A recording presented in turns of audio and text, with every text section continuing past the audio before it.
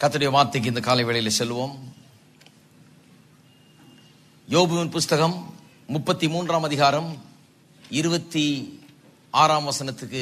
நாம் திருப்புவோம். யோபு 33:26.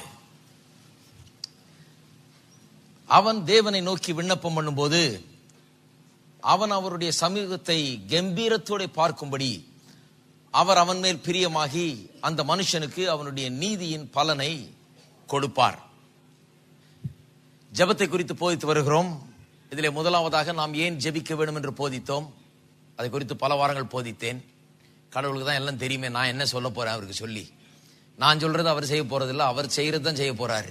அப்ப நான் ஏன் ஜெபிக்க வேண்டும்? இந்த கேள்விக்கு சில வாரங்கள் அதை குறித்து பேசி பதிலளித்தேன். இரண்டாவது, விசுவாசமும் ஜெபமும், ஜெபத்திலே எப்படி விசுவாசம் கிரியை செய்கிறது என்பதை குறித்து போதித்தேன்.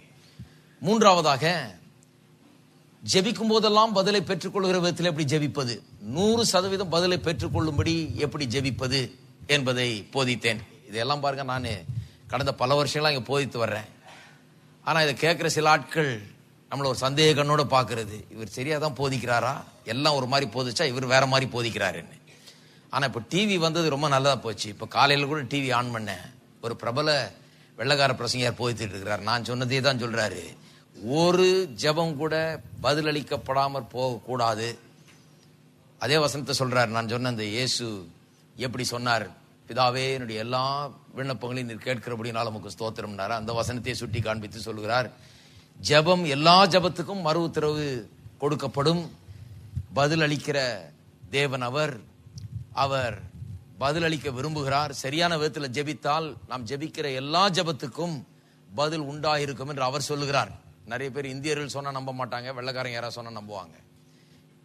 ஏதோ அவர் சொல்லியாவது நம்பட்டும்.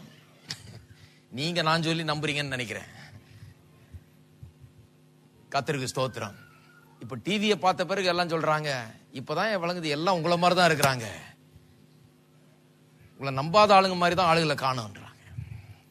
ஆகவே அருமையானவர்களே, கொஞ்சம் கவனித்து பார்க்க வேண்டும். வேத வசனம் என்ன போதிக்கிறது என்பதை கவனித்து பார்க்க வேண்டும். ஏதோ பாரம்பரியமாக யாரோ ஒருத்தர் சொன்னதை பிடிச்சி வச்சுட்டு இருக்க கூடாது, இதுதான் சத்தியம் என்று சொல்லி எல்லாவற்றையும் சந்தேகப்படக்கூடாது.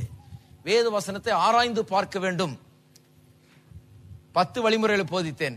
ஜெபிக்கும் போதெல்லாம் எப்படி பதிலை பெறுவது என்று, அவ்வளவு நிச்சயத்தோடு எப்படி ஜெபிப்பது என்பது குறித்து போதித்தேன். இப்பொழுது 4ஆம் பகுதிக்கு வந்திருக்கிறோம். இதிலே புதிய உடன்படிக்கை ஜெபத்தின் மாபெரும் மேன்மைகள் என்பதை குறித்து போதித்து வருகிறேன். அதுல முதல்ல இயேசுவின் நாமத்தை குறித்து போதித்தேன். புதிய உடன்படிக்கையில பல மேன்மைகள் இருக்கிறது.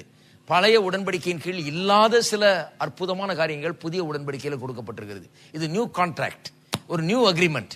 இது better contract and better agreement. அதாவது பழைய உடன்படிக்கை காட்டிலும் மேலான உடன்படிக்கை, மேலான வாக்கு தத்தங்கள் இதிலே அடங்கி இருக்கிறது என்று வேத வசனம் சொல்லுகிறது. அப்படியானால் இதுல இருக்கிற மேலான காரியங்கள் என்ன, அதை குறித்து தான் பார்த்து வருகிறோம். மேலானதுன்னு சொல்லி இருக்குது. இதுல இருக்கிற மேலான காரியங்கள் என்ன என்பதை பார்க்க போகிறோம். ஏனென்றால் இதுதான் நம்முடைய ஜெபத்திற்கு வேறாய் இருக்கிறது. புதிய உடன்படிக்கை மக்கள் நாம் இப்பொழுது தேவனுடைய பிரசன்னத்தில் வந்து நிற்கும் போது பழைய உடன்படிக்கையின் கீழ் அவர்கள் வந்து நின்றது போல நாம் இன்றைக்கு நிற்கிறது கிடையாது. நாம் இன்றைக்கு நிற்கிற விதமே வேற.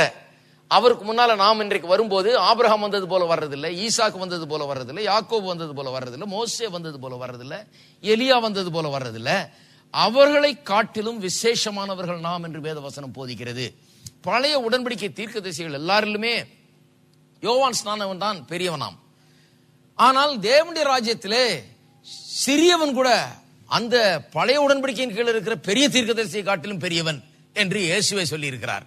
ஏன் அப்படி ஒரு சிறிய ஒரு ரட்சிக்கப்பட்ட விசுவாசி கூட பழைய உடன்படிக்கையின் பெரிய தீர்க்கதரிசியை காட்டிலும் பெரியவன் ஏன் சொன்னார்னு சொன்னா, அந்த பெரிய தீர்க்கதரிசி கிடைக்காத பாக்கியமும் ஸ்லாக்கியமும் என்ற சாதாரண விசுவாசிக்கு இன்றைக்கு கொடுக்கப்பட்டிருக்கிறது. அதுதான் புதிய உடன்படிக்கையின் மேன்மை. அதை தான் இன்றைக்கு சுட்டி காண்பிக்க விரும்புகிறேன். ஆகவே ஆபிரகாம் அப்படி ஜெபித்தாரு, இவர் இப்படி அழுதாரு, அவர் இப்படி கண்ணீர் விட்டாரு, இவர் சாம்பல்னாரு, அவர் தூசினாருன்னு சொல்லி அதையெல்லாம் பிடிச்சு வச்சுட்டு இருக்க கூடாது. நீங்களும் அவர்களும் ஒன்றல்ல, நீங்கள் அவர்களை காட்டிலும் விசேஷமானவர்கள் என்று புதிய உடன்படிக்கை நமக்கு சொல்லுகிறது. புரிஞ்சுதா எல்லாருக்கும்? அதுதான் இதனுடைய சரத்து, இதனுடைய சாராம்சமே அதுதான். புதிய உடன்படிக்கை சொல்லுகிறது அவர்களுக்கும் உங்களுக்கும் பெரிய வித்தியாசம் இருக்கு. இந்த வித்தியாசத்தை உணரவில்லை என்றால் நாம் இன்றைக்கு நமக்கு கொடுக்கப்பட்டிருக்கிற அந்தஸ்தை உணராத மக்களாய் போய்விடுவோம். ஆகவே அப்படி உணராத பட்சத்திலே நாம் தாழ்ந்த ஒரு நிலையிலே தான் வாழ முடியும். அந்த உயர்வான நிலையிலே அந்த அந்தஸ்தோடு வாழ்வது கிடையாது. அதான் அதை புரிந்து கொள்ள வேண்டும். அப்ப இயேசுவின் நாமம் என்கிறது ஒரு பெரிய அந்தஸ்து. அதை உபயோகப்படுத்த கொடுக்கப்பட்ட உரிமை என்பது ஒரு சாதாரண காரியம் அல்ல.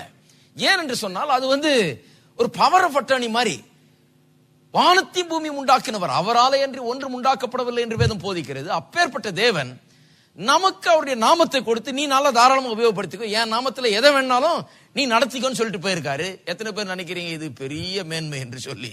இது யாருக்கும் ஆபிரகாமுக்கு கொடுக்கப்படல, ஈசாக்கு கொடுக்கப்படல, யாக்கோவுக்கு கொடுக்கப்படல, யாருக்குமே கொடுக்கப்படாத மேன்மை. என் நாமத்துல எதை கேட்டாலும் பிதா தருவார். என் நாமத்துல நீ சொன்ன அப்படியே நடக்கும். என் நாமத்தை உபயோகப்படுத்தக்கூடிய உரிமையை சட்டப்பூர்வமாக பவர் ஆஃப் அட்டர்னி உனக்கு தர்றேன்றார். இதுதான் புதிய உடன்படிக்கையின் மேன்மை. அது குறித்து போதித்தோம். இப்பொழுது இரண்டாவது காரியத்தை குறித்து போதித்து வருகிறேன். அது நமக்கு கொடுக்கப்பட்டிருக்கிற தேவ நீதி. இதை கொஞ்சம் தீவிரமா நான் சொல்ல போறேன். என்று சொன்னால் நீதியை குறித்து நான் பல காரியங்களை போதித்திருக்கிறேன். பொதுவா நீதி என்றால் என்ன என்பது குறித்து பாவ உணர்வு, நீதியின் உணர்வு இதெல்லாம் அதிகமா போதித்திருக்கிறேன் சபையில ஞாயிற்றுக்கிழமை சாயங்காலங்களிலே. ஆனால் இப்போ ஜெபத்தையும் நீதியும் குறித்து பேச போகிறேன். ஏனென்றால் தேவ நீதியை பெற்ற நாம், தேவனுடைய நீதியை நமக்கு கொடுக்கப்பட்டிருக்கிறது. இதுதான் வேத வசனத்தின் சத்தியம். நமக்கு கொடுக்கப்பட்டிருக்கிறது ஏதோ நாம கொஞ்சம் இன்னைக்கு கொஞ்சம் பெட்டரா இருக்கிறோம், முன்ன கொஞ்சம் பாவிகளா இருந்தோம், இப்ப கொஞ்சம் சீர்திருந்தி இருக்கிறோம், அப்படி அல்ல. நமக்கு கொடுக்கப்பட்டிருக்கிறது தேவ நீதி. தேவ நீதி என்றால் என்ன? தேவனுக்கு முன்பாக நிற்கக்கூடிய தகுதி திராணி. நீதியை பெற்றவர்கள்னா என்ன அர்த்தம் அப்படின்னா, தேவனுக்கு முன்பாக எந்த குற்ற உணர்வோ தாழ்வு மனப்பான்மையோ ஆக்கினை தீர்ப்பின் உணர்வோ இல்லாமல் நிற்கக்கூடிய ஒரு திராணி. தேவனுக்கு முன்பாக எந்த குற்ற உணர்வும் ஆக்கினை தீர்ப்பின் உணர்வும் தாழ்வு மனப்பான்மையும் இல்லாம பயம் இல்லாம நிற்க முடியும்னா, அப்ப நிச்சயமா பிசாசுக்கு முன்னால ரொம்பவே தைரியமா நிற்க முடியும். ஏன்னா தேவனே நமக்கு ஃப்ரெண்டு, தேவனே நமக்கு தகப்பன். அப்படிங்கும்போது பிசாசு ஒன்னும் நத்திங், ஒண்ணுமே கிடையாது. அவனுக்கு முன்பாக நிற்கக்கூடிய ஒரு பெரிய வல்லமையை நாம் பெற்றிருக்கிறோம். உலகத்துக்கு முன்பாக நிற்கக்கூடிய திராணியும் நாம் பெற்றிருக்கிறோம். இதுதான் ஜெபத்துக்கு அடிப்படையா இருக்கிறது. ஆகவேதான் இந்த யோபு 33:26 ரொம்ப முக்கியமான வசனம். ஏனென்றால் நீதியும் ஜெபத்தையும் இங்கே சம்பந்தப்படுத்துகிறது. கொஞ்சம் கவனிக்க வேண்டும்.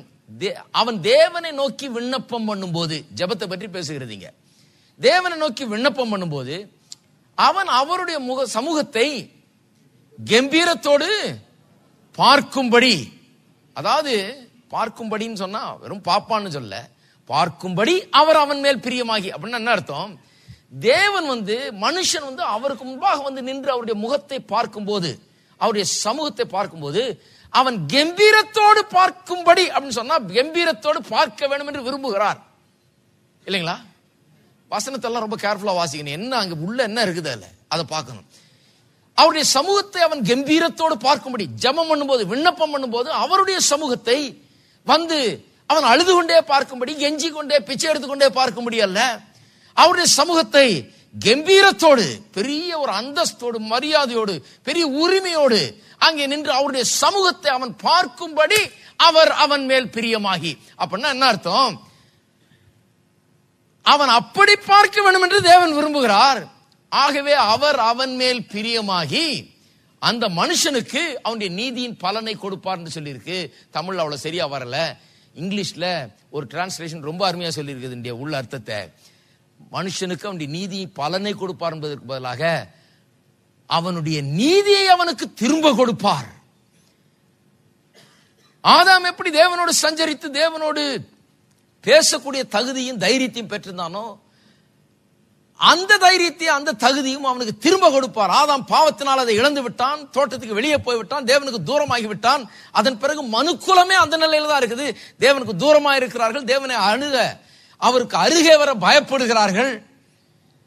அப்பேற்பட்ட மனுக்குலத்துக்கு ரட்சிப்பின் மூலமாக நீதியை கொடுத்து தேவனுடைய சமூகத்தை கம்பீரத்தோடு பார்க்கும்படி அவர் பிரியமா இருக்கிறபடினாலே, நீங்கள் அவருக்கு முன்பாக தலை நிமிர்ந்து நிற்க வேண்டும் என்று தேவன் பிரியமா இருக்கிறபடினாலே, அவர் நம்ம மேல பிரியமா இருக்கிறபடினாலே அவர் நமக்கு நம்முடைய நீதியை திரும்ப தருகிறாராம். அப்போ என்ன அர்த்தம்? கர்த்தரே மனுஷனுக்கு அந்த திராணியை ஏற்படுத்துகிறார். இது கர்த்தருக்கு ரொம்ப முக்கியமா இருக்குது. இவங்க எல்லாம் பிச்சை எடுத்துக்கிட்டு இருக்கணும்னு கர்த்தர் நினைக்கல. கர்த்தர் சொல்றாரு, இவங்க எல்லாம் வேற மாதிரி ஆட்கள் ஆக்கணும். இவங்கெல்லாம் என்கிட்ட வந்து கெஞ்சிட்டு கிடக்கூடாது, மன்றாடிட்டு கிடக்கூடாது, இவரெல்லாம் வந்து என்கிட்ட பிச்சை கேட்டுக்கிட்டு கிடக்கூடாது, பரலோக வாசல வந்து தட்டிக்கிட்டு அங்க அழுதுகிட்டு இருக்க கூடாது. இவர்களெல்லாம் வந்து விண்ணப்பம் பண்ணும்போது என்னுடைய சமூகத்தை கம்பீரமாய் பார்க்கும்படி நான் அவர்கள் மேல் பிரியமா இருக்கிறேன். அநேக ஜனங்களுக்கு இது விளங்கல பாருங்க. அதனால தான் நீதியை குறித்து போதித்து வருகிறேன். புதிய உடன்படிக்கையில என்ன நடக்கும் என்று பழைய உடன்படிக்கையின் கீழே யோபுவின் புஸ்தகத்தில் யோபுவின் நண்பர்கள் ஒருவன் சொல்லுகிறான் பாருங்க.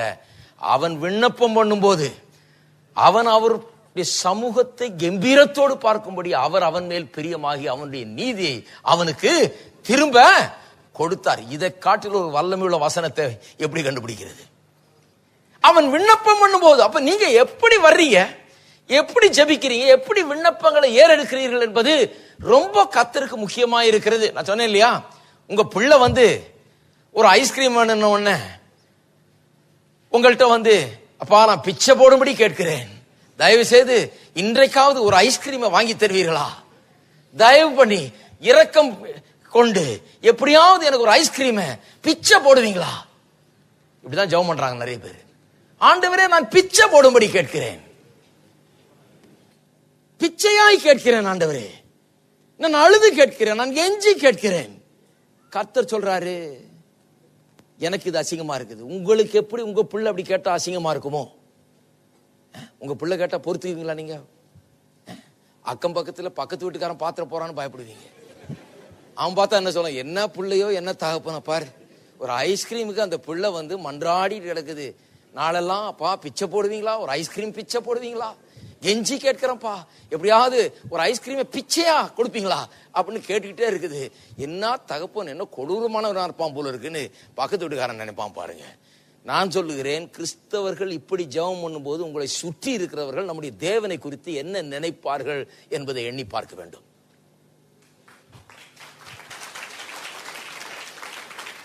சிலர் சொல்றாங்க அதெல்லாம் ரொம்ப முக்கியம் இல்லைங்க, நம்ம ஜெபம் பண்றது இப்ப இவர் சொல்ற மாதிரி இப்படி அப்படின்னு போட்டு இவ்வளவு போதிக்கிறாரு, இதெல்லாம் ரொம்ப முக்கியம் இல்லைங்க. கர்த்தரிடத்துல போய் மன்றாடி கெஞ்சி கண்ணீர் விட்டு கேட்டா போது, அவர் தர்றாரு. இல்ல நீங்க எப்படி கேட்கறீங்கன்றது முக்கியம்.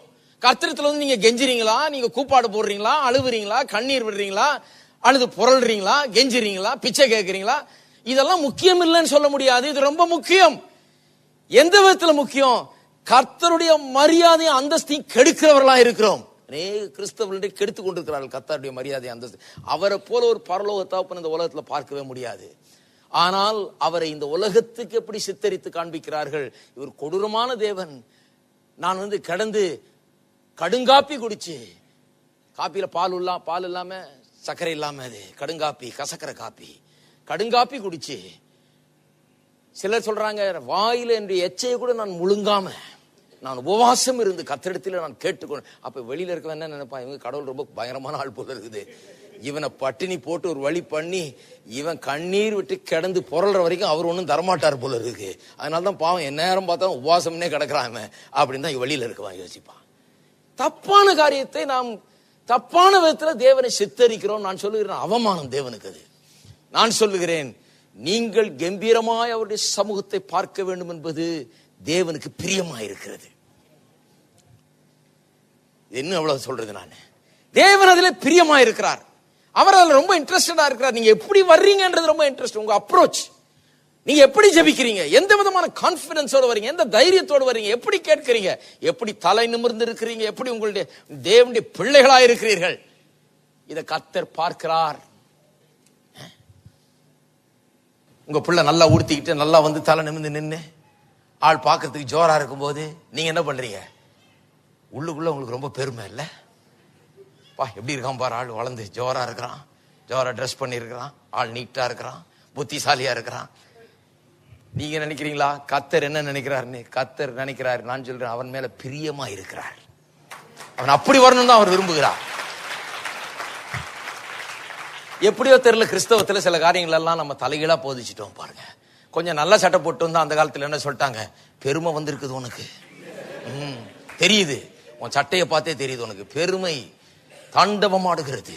கர்த்தர் இந்த பெருமையை போட்டு உடைப்பாராக்கும், நொறுக்குவாராக்கும், பெருமையினாலதான் அப்படி ட்ரெஸ் பண்ணிட்டு இருக்கிற அப்படின்றாங்க. நான் சொல்றேன், நல்லா உடுத்தும் போது என்னுடைய தேவனாகிய கர்த்தர், என்னுடைய பரலோக பிதா என்னை பார்த்து சந்தோஷப்படுறாரு.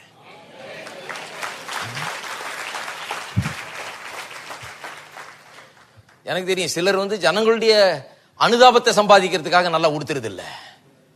அடியேன் ஏழை, அடியேன் கந்தையும் கம்பளமுமா இருக்கிறேன், கண்ணீரும் கம்பளையுமா கந்தையிலே இருக்கிறேன், அடியேனுக்கு ஒன்றும் கிடையாது இந்த உலகத்தில், அடியேனுக்கு போட்டிருக்கிற இந்த துணியை காட்டிலும் வேற ஒண்ணும் கிடையாது. நல்ல காலம் அதாவது இருந்தது. இவங்கெல்லாம் சொல்றத பார்த்தா. ஆகவே அருமையானவர்களே, இதுல எல்லாம் கர்த்தர் பிரியமா இருக்கவில்லை. கர்த்தரை பிரியப்படுத்த முடியாது. இப்படி எல்லாம் மனுஷரை சிலர் பிரியப்படுத்தலாம். மனுஷர் சிலர் பார்த்து ஆஹா என்ன பெரிய பரிசுத்தர் இவரு, ஆஹா என்ன பெரிய யோகியம், என்ன பெரிய இது, என்ன பெரிய புண்ணியமானவர், என்ன போட்ட சட்டையை காட்டலாம் அவர் ஒண்ணுமே இல்லையான்னு மனுஷர் பாராட்டுவார்கள். கர்த்தர் அப்படி பாராட்டுகிறது கிடையாது. கர்த்தர் நாம் தைரியமா அவருக்கு முன்னால் நிற்க வேணும், நன்றாய் இருக்க வேணும் என்கிறதுல அவர் பிரியமாய் இருக்கிறார். இதை உள்ளத்துல என்னைக்கு வைக்கிறோமோ அன்னைக்குதான் நல்லா இருக்க போகிறோம். மனுஷரை பிரியப்படுத்தாதீங்க. மனுஷர்கிட்ட டிராமா பண்ண வேண்டியதில்லை. நம்ம பரிசுத்தத்தை காமிக்க வேண்டியதில்லை, நம்ம ஏளனும் காமிக்க வேண்டியதில்லை, நம்ம எதுவும் பணக்காரனும் காமிக்க ஒண்ணும் காமிக்க வேண்டியதில்லை. கர்த்தரை பிரியப்படுத்துற வேலையில் இருங்க. கர்த்தர் என்ன எப்படி இருக்க வேண்டும் என்று விரும்புகிறார். நான் எப்படி உடுத்த வேணும், நான் எப்படி இருக்க வேணும், எப்படி ஜெபிக்க வேணும், என்னன்னு ஜெபிக்க வேணும், எப்படி அவரிடத்துல வர வேண்டும், எப்படி நடந்து கொள்ள வேண்டும், எது கர்த்தருக்கு பிரியமா இருக்கிறது அதை நான் செய்வேன் என்றால் கர்த்தர் மகிமைப்படுத்தப்படுகிறார் இந்த உலகத்திலே. இருக்கீங்களா? அப்ப நான் புரிந்து கொள்ள வேண்டிய முக்கியமான சில காரியங்கள் இருக்கிறது இதுல. ஜெபத்தை குறித்து வாசிப்போம். 1 கொரிந்தியர் 1:9 போன வாரம் வாசித்தேன். 1 கொரிந்தியர் 1:9 தம்முடைய குமாரனும் நம்முடைய கர்த்தருமாயிருக்கிற இயேசு கிறிஸ்துவுடனே ஐக்கியமாயிருப்பதற்கு உங்களை அழைத்த தேவன் உண்மை உள்ளவர். யோபுல அவர் அன்றைக்கே ஒரு தீர்க்கதரிசனம் போல சொல்லிட்டாரு. விண்ணப்பம் பண்ணும் போது அவருடைய சமூகத்தை கம்பீரத்தோடு பார்க்கும்படி அவர் அவன் மேல் பிரியமாகி அவனுக்கு நீதியை திரும்ப கொடுத்தாருன்னு சொல்லிட்டாரு. அது என்ன நீங்க புதிய ஏற்பாட்டுல பல இடங்கள்ல பார்க்கிறோம். பழைய ஏற்பாட்டிலே அது எதிர்பார்ப்பு இருந்தது. இப்படி ஒரு காலம் வரப்போகுது, அவன் கம்பீரத்தோடு நிற்க போறான் தேவனுடைய சமூகத்துல அப்படின்னு சொல்லி அந்த மனுஷன் அன்னைக்கே பார்த்து சொல்லிட்டான் தீர்க்க தரிசனம் போல. புதிய ஏற்பாட்டுல அதனுடைய காரியங்களை பவுல் அப்போஸ்தலன் ரொம்ப ஜோரா விளக்குகிறார், மற்றவர்களும் அதை விளக்குகிறார்கள். காண்பிக்கிறேன். அவர் சொல்லுகிறார் அதே வசனத்தை இப்படி சொல்றாரு. இவர் தம்முடைய குமாரனும் நம்முடைய கர்த்தருமாயிருக்கிற இயேசு கிறிஸ்துவுடனே ஐக்கியமாய் இருப்பதற்கு. இந்த வார்த்தை தான் அங்க எப்படி சொல்லி இருக்குது. அவன் விண்ணப்பம் பண்ணும் போது அவருடைய சமூகத்தை கம்பீரத்தோடு நோக்கி பார்க்கும்படி. அதை கொண்டாந்து இதுல பொறுத்தினீங்கன்னா கரெக்டா இருக்கு. அதனுடைய அர்த்தம் இதுதான். என்ன சொல்றாரு? நம்முடைய கர்த்தராகிய தம்முடைய குமாரனும் நம்முடைய கர்த்தருமாயிருக்கிற இயேசு கிறிஸ்துவுடனே நாம் ஐக்கியமாய் இருப்பதற்கு உங்களை அழைத்த தேவன் உண்மை உள்ளவர். ஐக்கியமாய் இருக்கிறதுக்குன்னு சொன்னா அவரோடு ஒன்றுபட்டு அவருக்கு தேவனுக்கு முன்பாக இயேசு நிற்கிறது போல நிற்கும்படியான ஒரு அந்தஸ்தை நாம் பெறும்படி தேவன் நம்மை அழைத்திருக்கிறாராம். தேவனுடைய குமாரனாகிய இயேசுவோடு நாம் ஐக்கியமாய் இருப்பதற்குன்னு சொன்னா அவரோடு ஒன்றி அவரை போலவே ஆய்விடுவதற்கு. ஏன் அவரை போலவே ஆயிடுறது? அப்ப தேவனுக்கு முன்பாக அவரை போலவே நிற்பதற்கு, அந்த விதத்தில் தேவனோடு கூட ஐக்கியம் கொள்வதற்கு. குமாரனோட ஐக்கியம் ஏன்? குமாரனோடு ஒன்றுபட்டு விட்டால், குமாரனை போலவே ஆகிவிட்டால், குமாரனுக்கு நமக்கு வித்தியாசம் இல்லை, நாமும் அவரை போலவே இன்னொரு குமாரரா இருக்கிறோம் என்கிற ஒரு நிலை வந்துவிட்டால், அப்ப நாம் பிதாவுக்கு முன்பாக இயேசு தேவனுடைய குமாரன் எப்படி நிற்கிறாரோ அப்படியே நிற்க முடியும். அப்படி இருப்பதற்கு நம்மை அழைத்த தேவன் நம்மை அழைத்திருக்கிறாராம். இது ஆங்கிலத்தில் இப்படி சொல்லலாம், God has invited us. அதனால தான் E.W. Kenyon என்கிற பெரிய ஒரு தேவனுடைய மனுஷன் சொல்றார், prayer is God's invitation. எத்தனை பேருக்கு அது தெரியும்? நான் ஏதோ எனக்கு பசிக்கு சாப்பாடு இல்லை, எனக்கு துணி இல்லை, அது இல்லை, இது இல்லைன்றதுனால கிடந்து அழுது பிறண்டுகிட்டு இல்லை. கர்த்தர் என்ன, அப்பா நீ வா, உன்னை நான் அழைத்திருக்கிறேன். எதுக்கு அழைத்திருக்கிறேன்? இயேசுவோடு கூட ஐக்கியமாகி அவரை போலவே நீ ஆகி எனக்கு முன்பாக இந்த குமாரன் எப்படி நிற்கிறாரோ அப்படியே நிற்பதற்கு உன்னை நான் அழைத்த தேவன், நான் உண்மை உள்ள தேவன். அப்ப அவருடைய இன்விடேஷன். ஜெபம் நான் கண்டுபிடிக்கல.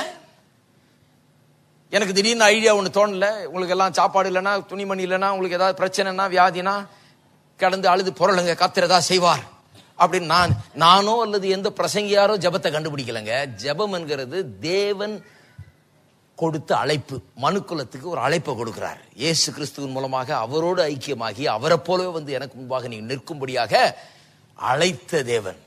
எத்தனை பேர் விசுவாசிக்கிறீர்கள் கர்த்தர் உங்களை அழைத்திருக்கிறார்னு? அப்பேற்பட்ட ஒரு நிலைக்கும் அந்தஸ்துக்கும் ஐக்கியத்துக்கும் உங்களை தேவன் அழைத்திருக்கிறார். அவருடைய இன்விடேஷன்.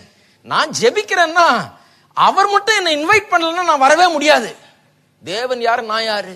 அப்போ ஒரு சாதாரண மனுஷன், ஒரு ஒரு ஒரு ஒரு பாவியா இருக்கிற மனுஷன் தேவனுக்கு முன்னால சும்மா வந்து நின்ற முடியாது.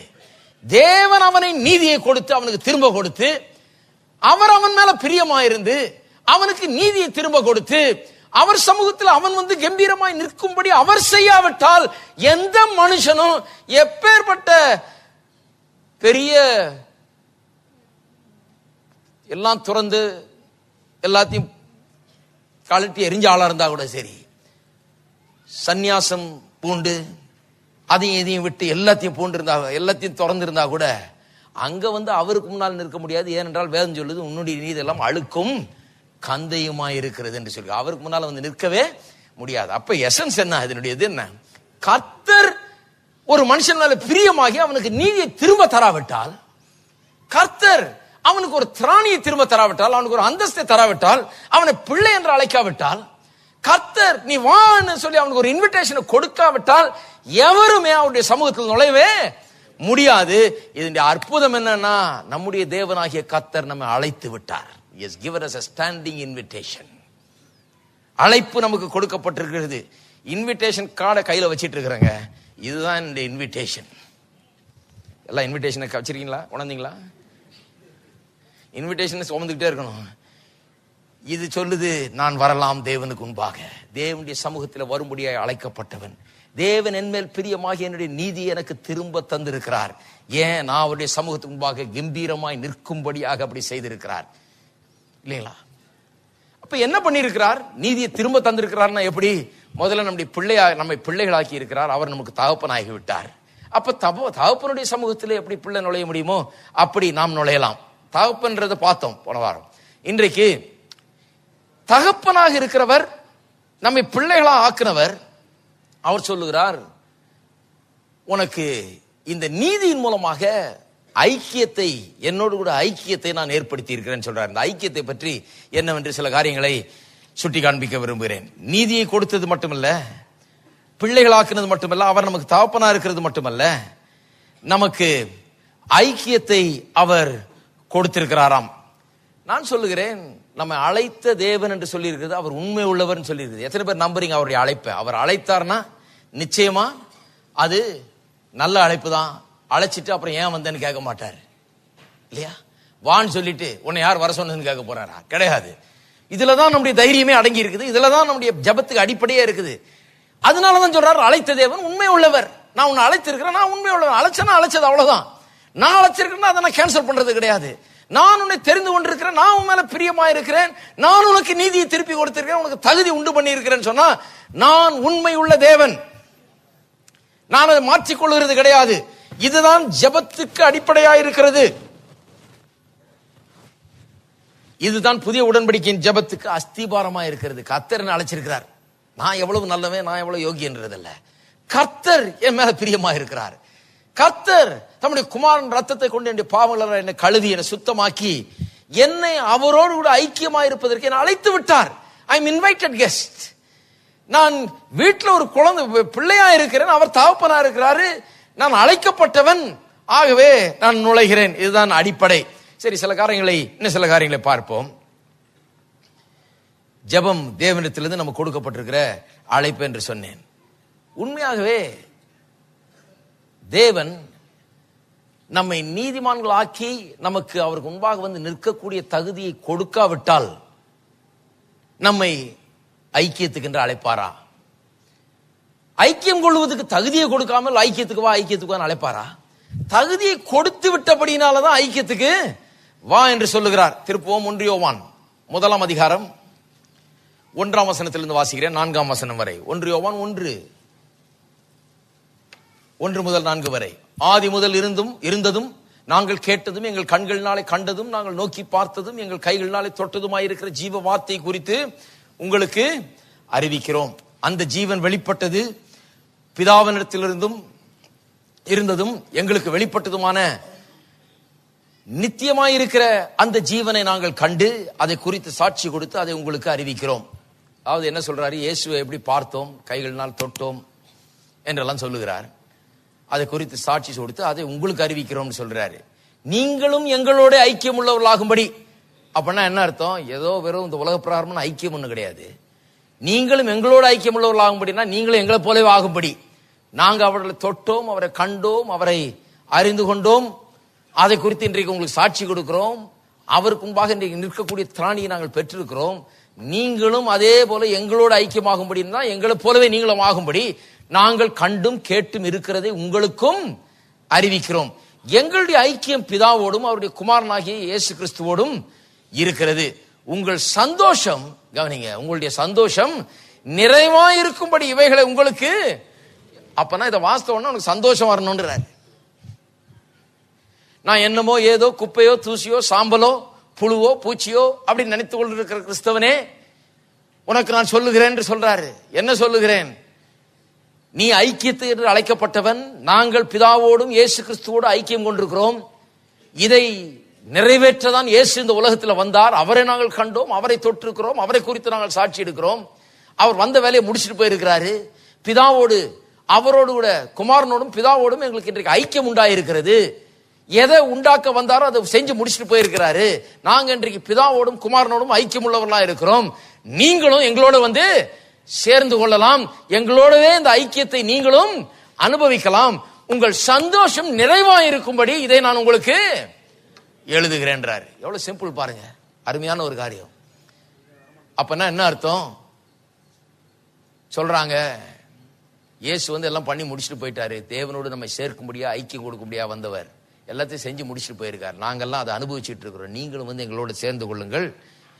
உங்கள் சந்தோஷம் இதை கேட்ட உடனே நிறைவாக வேண்டும் என்று சொல்லுகிறார். நான் கேட்கிறேன், உண்மையாகவே நாம் நீதிமான்கள் ஆக்கப்படாவிட்டால் இப்படி ஒரு அழைப்பை யோவான் பரிசுத்த ஆவியினால் ஏவப்பட்டு சபையினருக்கு கொடுப்பாரா? இப்படிப்பட்ட ஒரு சத்தியத்தை சொல்லி இதனால் உங்கள் சந்தோஷம் நிறைவாயிரட்டும். இதை யோசித்து பார்த்து சந்தோஷப்படுங்கள், மகிழ்ச்சி உண்டாகட்டும் உங்களுக்கு. நீங்க யாரோ நினைக்காதீங்க, எவரோ நினைக்காதீங்க, தூரத்தில் இருக்கோ நினைக்காதீங்க, கர்த்தரிடத்துல வர முடியுமான்னு நினைக்காதீங்க, கேட்க முடியுமான்னு நினைக்காதீங்க, கர்த்தரிடத்துல பேச முடியுமான்னு நினைக்காதீங்க. நீங்க யாரோ அவர் யாரோன்னு எண்ணாதீர்கள். நாங்க ஐக்கியமா இருக்கிறோம், நீங்களும் வாங்க. உங்களுக்கும் இந்த ஐக்கியம் உண்டாயிருக்கிறது. இதை கேட்கும் போது உங்களுக்கு சந்தோஷம் வரணும்னு எப்படி எழுதுவாரு? உண்மையாகவே நீதி கொடுக்கப்படவில்லை என்றால் இப்படி எழுத முடியுமா? நான் சொல்லுகிறேன், அப்படி எழுதியிருக்கவே முடியாது. என்ன சொல்லியிருப்பாரு? நாங்க அவரை தொட்டோம், நாங்கள் அவரை கண்டோம், நாங்கள் அவரோடு பேசினோம். உங்களுக்கு ஏதாவது வேணா எங்களை வந்து பாருங்க, நாங்க அவர்கிட்ட என்னன்னு கேட்டு உங்களுக்கு அப்புறம் சொல்றோம். எங்களுக்கு தெரியும் அவரை யாருன்னு. நீங்கெல்லாம் வேற வந்து நுழைஞ்சிடக்கூடாது. ஏன்னா நீங்கெல்லாம் கேட்டீங்கன்னா அவர் உங்களுக்கு தரமாட்டாரு. எப்போ எங்கிட்ட என் மூலமா வாங்க, எங்கள்கிட்ட கேட்டா நாங்க அவர்கிட்ட கேட்கிறோம், அப்புறம் உங்களுக்கு நாங்க அந்த பதிலை பெற்று தர்றோம். அப்படிதான் சொல்லியிருக்கணும். அவர் சொல்றாரு, இல்ல இல்ல, நாங்கள் அவரை கண்டோம், கேட்டோம், அதை குறித்து சாட்சி இடுகிறோம், அவரோட ஐக்கியமா இருக்கிறோம். நீங்களும் இதுல வந்து நுழைந்து கொள்ள வேண்டும். இதே ஐக்கியத்தை நீங்களும் அனுபவிக்க வேண்டும். அதற்காக தான் நீங்கள் தெரிந்து கொள்ளப்பட்டிருக்கிறீர்கள், அழைக்கப்பட்டிருக்கிறீர்கள். இதை கேட்கும் போது உங்கள் சந்தோஷம் நிறைவாக வேண்டும். என்னுடைய சந்தோஷம் ரொம்ப நாளைக்கு முன்னாலேயே நிறைவாயிடுச்சு. இதை கேட்டு கேட்டு கேட்டு சந்தோஷத்திலே நான் நிறைவை பெற்றிருக்கிறேன். நான் தேவனுடைய பிள்ளை என்கிற நிச்சயத்தை எனக்குள் நான் பெற்றிருக்கிறேன். எத்தனை பேர் இன்றைக்கு இன்னைக்கு தேவனுடைய பிள்ளை என்கிற நிச்சயம் உங்களுக்கு உண்டாயிருக்குது? கர்த்தருக்கு முன்பாக கம்பீரமா வந்து நிற்க முடியுமா? அப்ப ஜெபங்கிறது வந்து ஒரு இன்வைட்டட் பர்சன் எவ்வளவு தைரியமா உள்ள நுழைவாங்களோ அவ்வளவு தைரியமா நுழைங்க. அந்த இன்விடேஷன்ல விஷயம் இருக்குது பாருங்க. இந்த கல்யாணங்கள்லாம் ஆல் ஆர் வெல்கம்னு போட்டிருக்காங்க பாருங்க. ஒரு பயலை பிடிச்சாங்க, அவன் போய் உள்ள போய் உட்காந்து நல்லா சாப்பிட்டுட்டு இருக்கிறான். பெரிய இந்த பணக்கார வீட்டு கல்யாணம் பாருங்க, பெரிய விருந்து நடக்குது, 5 ஸ்டார் ஸ்டைலில் நடந்துட்டு இருக்குது. பாட்டுக்கு பெரிய மைதானத்தில் பந்தல்லாம் போட்டு, இங்கே தான் பிரசவாக்கத்தில் தான் நடந்தது பாருங்க. நடந்துகிட்டு இருந்தா ஆல் ஆர் வெல்கம்னு அவங்க கெஸ்ட்டுக்கு போட்டிருக்காங்க, இன்வைட்டட் ஆளுகளுக்கு ஆல் ஆர் வெல்கம்னு. ஆல் ஆர் வெல்கம்னா ஆல் ஆர் வெல்கம் இல்லை. இவன் போய் நல்லா உட்காந்து உள்ள பிடிச்சி ஒரு ஒரு வெட்டியிருக்கான். ஆளை வந்து பிடிச்சி யாருப்பா நீன்னு கேட்டா ஆல் ஆர் வெல்கம்னு போட்டிருக்குங்க, அதனால தான் வந்தேன் நான். அது எல்லாருக்கும் இல்லை வெல்கம், இன்விடேஷன் இருக்கு அவனுக்கு. அப்ப இன்விடேஷன்ல விஷயம் அடங்கி இருக்குது. நீங்கள் அழைக்கப்பட்டவர்கள்னா அந்த இன்விடேஷன்ல விஷயம் இருக்குது, புதிய உடன்படிக்கையில விஷயம் இருக்குது, சிந்தப்பட்ட ரத்தத்துல விஷயம் இருக்குது, சரீரம் நொறுக்கப்பட்டதுல விஷயம் இருக்குது. அதன் மூலமாக ஒரு அழைப்பு உங்களுக்கு கொடுக்கப்பட்டிருக்கிறது. அழைத்த தேவன் உண்மை உள்ளவர், அவர் கேரண்டி கொடுக்கிறார் உங்களுக்கு. அங்கே தேவனுடைய சன்னிதானத்தில் இடம் உண்டு என்று, உங்கள் ஜெபம் கேட்கப்படும் என்று உங்களுடைய விண்ணப்பங்கள் அங்கே நீங்கள் ஏறெடுக்கலாம், அது கேட்கப்படும், அதுக்கு மறு உத்தரவு கொடுக்கப்படும், நீங்கள் வரலாம். உங்களுக்கு அது தைரியத்தை அந்த இன்விடேஷன் கொடுக்கிறது. அப்ப இன்விடேஷன் சாதாரண ஒரு காரியம் அல்ல. சில இன்விடேஷன் வரும் இல்லையா, இந்த இன்விடேஷனை கொண்டு வாங்கன்னுவாங்க, கண்டாலும் நுழைஞ்சிடாத படிக்கு கையோட இன்விடேஷனை கொண்டு வாங்கம்பாங்க. அப்ப பாருங்க, அப்ப இன்விடேஷன்ல பெரிய விஷயம் இருக்குது. கர்த்தர் கல்வாரி சிலுவையின் மூலமாக நம்மை தகுதிப்படுத்தி நமக்கு ஒரு இன்விடேஷனை கொடுத்திருக்கிறார். அந்த இன்விடேஷன் அடிப்படையில தான் நாம் வருகிறோம், அந்த அழைப்பின் அடிப்படையில தான் நாம் வருகிறோம். அந்த இன்விடேஷன் எதற்கு? வந்து இயேசுவோடு ஐக்கியம் கொண்டு கர்த்தரோடு தேவனோடு ஐக்கியம் கொள்வதற்கு ஒரு இன்விடேஷன். எப்பேற்பட்ட ஒரு ஸ்லாக்கியம் பாருங்க. அப்ப ஜெபங்கிறது பிச்சை எடுக்கிற நேரம் அல்ல, கெஞ்சுகிற நேரம் அல்ல, தேவனோடு ஐக்கியம் கொள்ளுகிற நேரம். நீங்களும் உங்கள் பரலோக பிதாவும் ஐக்கியம் கொள்ளுகிற நேரம். நீங்கள் வருவதை பரலோக பிதா விரும்புகிறார். அவர் அவன் மேல் பிரியமாகி அவனுடைய நீதி அவனுக்கு திரும்ப கொடுத்தார். ஏன்? அவன் கம்பீரமாய் அவருடைய சமூகத்தை பார்க்கும்படி அவர் பிரியமாயிருக்கிறார் என்கிற அந்த உணர்வோடு வரணும். ஜெபம்னே ஓடு கூப்பாடு போட ஆரம்பிக்க கூடாது. அவர் எவ்வளவு பிரியமா இருக்கிறார் என்பதை எண்ணி பார்க்க வேண்டும். எப்படி நீதியை திரும்ப கொடுத்திருக்கிறார் என்ற இந்த நீதி குறித்த போதனைகளை எண்ணி பார்க்க வேண்டும். அப்புறம் தான் கர்த்தருக்கு முன்னால வர வேண்டும். ரொம்ப முக்கியம் பாருங்க, இதெல்லாம் எண்ணி பாருங்கள். ஜெபிக்கிறதுக்கு முன்னால கொஞ்ச நேரம் இதை தியானம் பண்ணுங்கள். கர்த்தர் என் மேல பிரியமா இருக்கிறார், நீதியை திரும்ப கொடுத்திருக்கிறார், ஏன் நான் கம்பீரத்தோடு அவருடைய சமூகத்திலே நிற்கும்படியாக, கேட்டு பெற்றுக் கொள்ளும்படியாக. சரி, அப்படி நிற்கும் போது சிலர் சொல்றாங்க, ஒருவேளை பாவம் செய்தா எப்படியா? கம்பீரத்தோடு நிற்கலாம் அப்படி இப்படின்னு சொல்றீங்க, பாவம் வந்துட்டா எப்படி? விசுவாசி பாவம் செஞ்சுட்டா எப்படி? சிலர் நினைக்கிறாங்க பாவம் செஞ்ச உடனே நாம திருப்பியும் ரட்சிக்கப்பட வேணும் என்று. நான்லாம் ஒரு டசன் தடவை ரட்சிக்கப்பட்டிருப்பேன்னு நினைக்கிறேன். திரும்ப திரும்ப திரும்ப ரட்சிக்கப்பட்டிருக்கிறோம் அந்த காலத்துல. ஏன்னு சொன்னா எங்களுக்கு யாரும் சொல்லல, இந்த மாதிரி நீ ஒரு தடவை தான் ரட்சிக்கப்படுற. ரட்சிக்கப்படும் போது தேவன் பிதா நீங்கள் பிள்ளை என்கிற உறவு உண்டாகிறது. அந்த உறவை எப்படி முறிக்க முடியாது பாருங்க. நீங்க பிறந்திருக்கிறீங்க குடும்பத்துல, தேவனால் பிறந்தவர்கள். அப்ப உங்க பிள்ளை உங்க வீட்டுல பிறந்திருக்குது. ஆனா பிள்ளை உருப்படி இல்லை அல்லது சொன்ன பேச்சு கேட்கல அப்படிங்கறதுனால நீங்க கண்டிக்கிறீங்க அல்லது கடிந்து கொள்ளுகிறீங்க. அப்படிங்கறதுனால உங்க பிள்ளை இல்லைன்னு ஆயிட முடியாது. இந்த பிள்ளைங்கிறத கேன்சல் பண்ணவே முடியாது. அது எவ்வளவு கெட்டு போனாலும் பிள்ளைங்கிறத கேன்சல் ஆகவே ஆகாது. என்ன கேன்சல் ஆகும்? ஐக்கியம் மட்டும் கொஞ்சம் கெடும். ஐக்கியம் வேற, உறவு வேற. உறவின் அடிப்படையில் தான் ஐக்கியம். உறவு அடித்தளம் மாதிரி, அது ஃபவுண்டேஷன் மாதிரி. நீங்கள் பிள்ளைகள், தேவன் தகப்பனா இருக்கிறார், இதுதான் உறவு. ஐக்கியம் என்கிறது நீங்க ஒருவரோடு ஒருவர் எவ்வளவு நெருக்கமாக இருக்கிறீர்கள் என்பதை பொறுத்தது. சில பிள்ளைகள் பெற்றோர் இருக்காங்க, நெருக்கமே கிடையாது. நிறைய கிறிஸ்தவ பிள்ளைகளும் அப்படி இருக்கிறாங்க, பரலோக பிதாவிட்ட நெருக்கமே கிடையாது. அவர்கள் பிள்ளைகள், ஆனா பரலோக பிதாவிட்ட பேசுறதே கிடையாது, அவரோட ஐக்கியம் கொள்கிறதே கிடையாது. அந்த நெருக்கம், அந்த ஐக்கியம் இல்லாமல் இருக்கிறது. இன்றைய உலகத்துல அநேக குடும்பங்கள்ல அப்படி பார்க்கிற பிள்ளைகள்னா பெற்றோரும் பிள்ளைகளும் ஐக்கியமே கிடையாது. உட்கார்ந்து பேசுறதோ, காரியங்களை டிஸ்கஸ் பண்றதோ, ஒருவரோட பகிர்ந்து கொள்வதோ, அவர்களுடைய தேவைகள் என்னன்னு கண்டு அறிகிறதோ, கரிசனையா இருப்பது, இதெல்லாம் சில நேரத்துல இல்லாமல் போய்விடுகிறது. மிகவும் வருந்தத்தக்க ஒரு காரியம். தேவனுக்கு நமக்கு அப்ப கூட பாருங்க, அப்படி இல்லாம ஐக்கியம் ஒருவேளை ரொம்ப ஆழமா இல்லாமல் நெருக்கமா இல்லாத இருந்த போதிலும் உறவு கண்டிப்பா இருக்குது. உறவை யாரும் கேன்சல் பண்ணவே முடியாது. அந்த பெற்றோருக்கு பிறந்த பிள்ளைகள் இவர்கள். அப்ப உறவு நிச்சயம். ஐக்கியம் என்கிறது நாம் வளர்க்க வேண்டிய ஒன்று. அவர் நம்ம விரும்புகிறார், நம்ம மேல பிரியமா இருக்கிறார் என்பதை அறிந்து அவரோட ஐக்கியம் கொள்கிறோம். பாவம் செய்யும் போது என்ன பாதிக்கப்படுது? உறவு பாதிக்கப்படுறது இல்லை. எது பாதிக்கப்படுது? ஐக்கியம் பாதிக்கப்படுது. ஒரு பிள்ளை தப்பு செஞ்சிருச்சு, அப்பா வர்றாருன்னா பின்னால் வழியா இது கிளம்பிடும். அவர் பின்னால் வழியா வர்றாருன்னா அப்படி முன்னால வந்து நிற்கும். அவர் முன்னால வரணும், இப்படியே டாட்ஜ் பண்ணிட்டே இருக்க வேண்டியதான் நாள் முழுக்க. முகத்தை பார்க்கறதுக்கு பயம், சமூகத்துல வர்றதுக்கு பயம். ஏனென்றால் பிள்ளை தப்பு செஞ்ச பிள்ளை. இப்ப இது வீட்டை சுத்தியே தான் வந்துகிட்டு இருக்குது. கரெக்டா சோத்து டைமுக்கு வந்துடும், கரெக்டா சாப்பிட்றதுக்கு, படுத்து தூங்குறதுக்கு கரெக்டா வந்துடும். ஆனால் மற்ற நேரத்தில் கண்ணில் மாட்டினா அடி விழுமேன்னு சொல்லி சுத்தி சுத்தி சுத்தி கண்ணில் படாம அப்படியே சமாளிச்சிட்டு இருக்கிறது. நிறைய பேர் கேட்குறீங்க, உங்களுக்கு எப்படியா தெரியும்? இதெல்லாம் படிச்சிருக்கேன், அவ்வளவுதான். நிறைய புஸ்தகம் படிச்சிருக்கேன். நீங்கெல்லாம் என்ன பண்றீங்கன்னு சொல்லி இருக்குது புஸ்தகத்தில். நாம் எல்லாருமே அதை பண்ணியிருக்கோம் இல்லையா? நாம் எல்லாருமே அதை பண்ணியிருக்கோம். அப்ப என்ன ஆகுது? இப்படியே ஓடிக்கிட்டே இருக்க பிள்ளை. எத்தனை நாள் ஓடுறது? சரி 2 நாள் ஓடியாச்சு, அப்பா சாப்பிட்ற நேரத்தில் அங்கே போய் உட்காரக்கூடாது, தலையை காட்டக்கூடாது, முகத்தில் முழிக்கக்கூடாது, பார்த்தாருன்னா பிச்சிருவாரு. கோவத்தில் இருக்கிறாரு, மூடை கெடுத்துருவோமாக்கும், அவ்வளோதான் ஆக்கும். அம்மா சொல்லி வச்சிருக்காங்க, முன்னால மட்டும் வந்துடாத நீ போச்சு அப்படின்னு அம்மா முதலே சொல்லி வச்சிருப்பாங்க பிள்ளைக்கு. அதனால முகத்துக்கு முன்னால் வராமல் அப்படியே பார்த்துக்கிறது. எத்தனை நாள் இது ஓடும் சொல்லுங்க? வண்டி ஓடாது ரொம்ப நாள். இது 2-3 நாளைக்கு அப்புறம் எப்படியும் மாட்டி தான் ஆகணும். ஆனால் நான் சொல்லுகிறேன், மாற்றுறதுல கிடைக்கிற ஒரு சந்தோஷம் இந்த உலகத்திலேயே எங்கேயும் கிடைக்காது. அப்பேற்பட்ட ஒரு சந்தோஷம். தப்பு செஞ்சு மாட்டிருக்கீங்களா? நீங்க எல்லாம் ஒன்றும் தெரியாத மாதிரி இருக்கீங்க. மாட்டி அடி வாங்கியிருக்கீங்களா? அந்த அடியில இருக்கிற சுகம் இருக்குது பாருங்க. வலிக்குது உண்மைதான், கதறோம் அழுகிறோம் உண்மைதான். அந்த அடி அடிச்சு முடிச்ச உடனே வர்ற ஒரு சுகம் இருக்குது பாருங்க. அதை போல ஒரு சுகத்தை இந்த உலகத்துல காணவே முடியாது. என்ன சுகம் அது? இனிமேல் நான் ஓட வேண்டியது இல்லை, இனிமேல் எனக்கு அடி கிடையாது,